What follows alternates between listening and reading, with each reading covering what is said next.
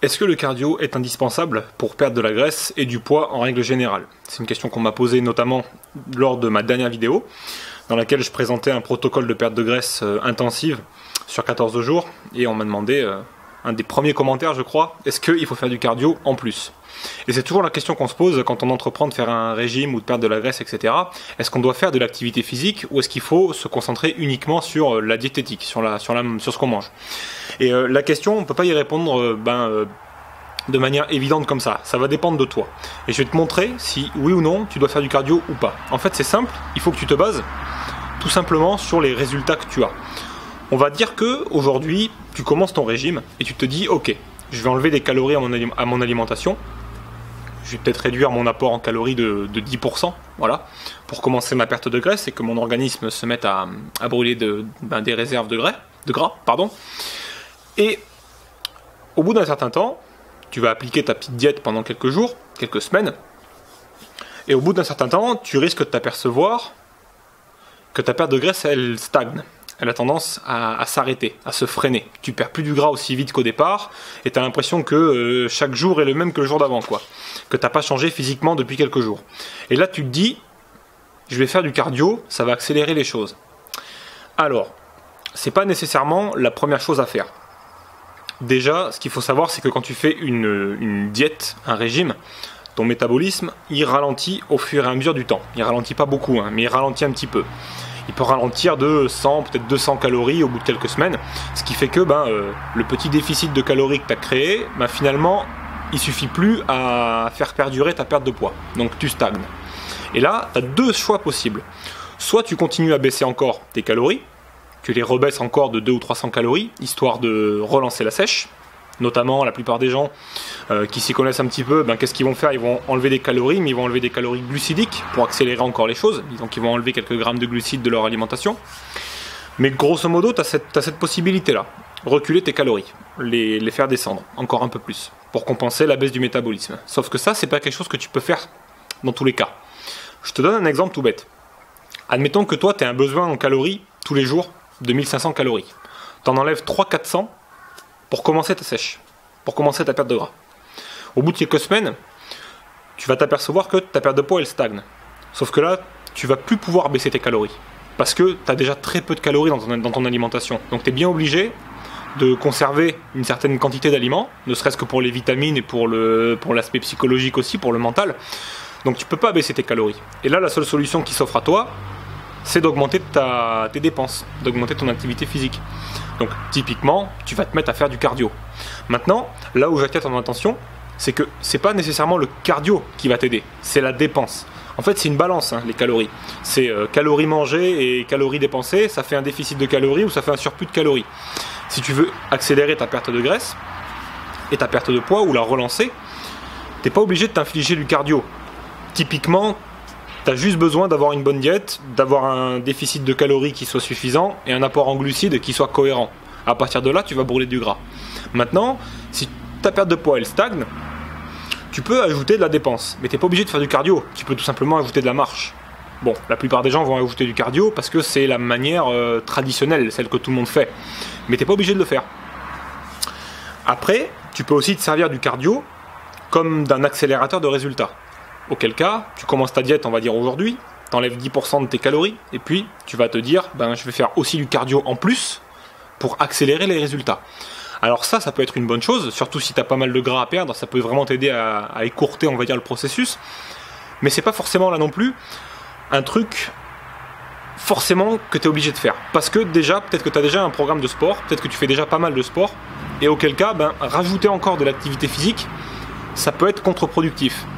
Il faut savoir que quand tu fais de l'activité physique, et surtout quand tu es au régime, quand il y a un déficit de calories, ton organisme en fait, il a tendance à sécréter plus d'hormones de stress, de cortisol que d'habitude. Et plus tu vas faire de cardio, plus tu vas faire de l'exercice physique, de musculation, etc., plus tu vas provoquer du stress. Le but c'est d'en garder un petit peu de ce stress-là, parce que c'est important de maintenir sa masse musculaire avec de l'exercice physique, de maintenir une bonne dépense en calories avec un petit peu d'activité, mais c'est pas nécessairement bénéfique d'en faire toujours plus. Il y a un moment donné, il faut savoir s'arrêter. Et je vais te donner mon exemple personnel. Quand je fais mes petites sèches, ce que je fais, je me prends pas la tête.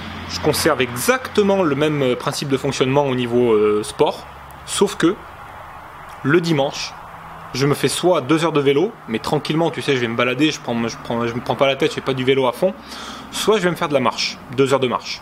Ça me permet de consommer pas mal de calories supplémentaires et d'éviter le phénomène de plateau, et d'éviter de stagner en perte de poids. Et c'est tout ce que je fais. Je me prends pas la tête sur autre chose, je me prends pas la tête avec des séances d'1 heure de cardio comme on peut le voir sur certains forums, parce que ça c'est un petit peu la recette de l'échec. Pourquoi ? Parce que quand tu produis une activité physique, surtout si tu fais du cardio comme la plupart des gens le font, c'est-à-dire le plus vite possible et sur une période de temps de 30-40 minutes, tu vas brûler de l'énergie, mais tu vas aussi brûler du sucre, tu vas brûler du glucose musculaire, tu vas brûler tes réserves de glucides, tes glucides sanguins, etc. Et ce qui peut se passer, c'est que tu risques de cracher. Tu vois, il y a un moment donné, ton corps, tu risques de péter un plomb, tu vois.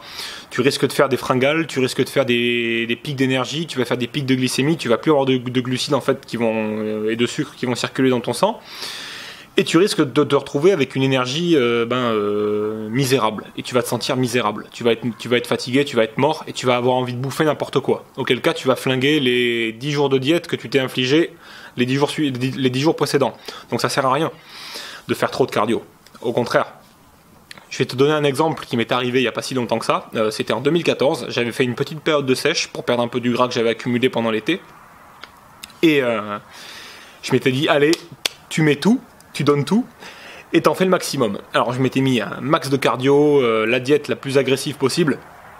Et ce qui s'est passé, c'est que au bout de 6 ou 7 jours, j'étais sur mon vélo, j'étais en train de pédaler, tout allait bien, tout était super, nickel, tout se passait comme prévu. Sauf que j'ai fait un gros crash en fait, j'ai fait un crash. Mon organisme était vidé, j'avais plus de glucides, et j'ai fait une grosse chute d'énergie en fait, une grosse chute de tension. J'étais obligé de m'arrêter, et j'étais obligé de m'avaler du sucre, parce que j'en pouvais plus, tu vois. Et je me suis avalé brownie et compagnie, hein, tu vois, donc le truc qui m'a bien flingué ma diète. Donc finalement, en faire plus pour avoir plus, ça marche pas tout le temps. Donc, pour revenir sur la question de départ, est-ce qu'il faut faire du cardio pour perdre de la graisse? La réponse est ça dépend. Ça dépend de où tu en es aujourd'hui, ça dépend de comment évolue ta perte de poids, comment évolue ta perte de gras. Il faut que tu la mesures. Et il faut bien te dire que, quoi que tu fasses, perdre du gras, ça se fait lentement, ça se fait tout doucement. C'est pas quelque chose que tu vas pouvoir constater du jour au lendemain. Tu vas pas te réveiller un matin, ouah putain j'ai perdu 20 kilos. Ça va se faire vraiment 50 grammes, 60 grammes par jour quoi. Ça se voit quasiment pas dans le miroir. C'est pour ça qu'il faut que tu aies confiance dans le processus. Si tu as déjà un déficit de calories, attends au moins les premières semaines, les 3-4 premières semaines avant de réintégrer du cardio, et fais les choses comme ça, comme je le fais moi, de manière incrémentale. C'est-à-dire que tu vas faire un petit truc en plus à chaque fois.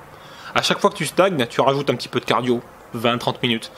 À chaque fois que tu stagnes, tu peux enlever aussi un tout petit peu de calories, genre 100 calories, 150 calories, et tu verras que c'est des petits aménagements qui sont suffisants. T'as pas besoin de te mettre 1 heure de cardio tous les jours, comme on peut le voir, parce que là tu risques de cracher.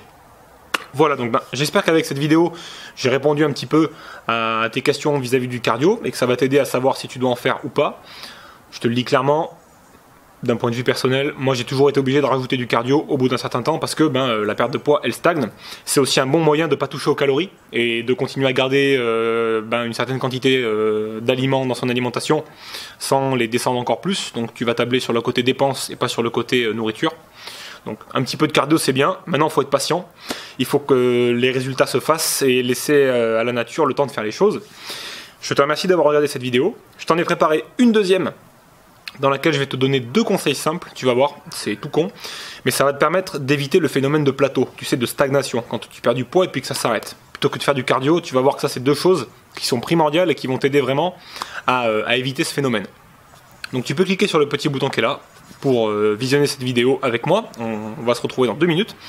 Et si tu veux pas aller plus loin, je te remercie d'avoir passé ces quelques minutes avec moi, j'espère que cette vidéo t'a aidé à y voir plus clair, et n'hésite pas à me poser tes questions dans les commentaires, j'en ferai sans doute ma prochaine vidéo. D'ici là, je te souhaite beaucoup de réussite et tous mes vœux de succès, t'es le plus fort, on se dit à très bientôt, ciao.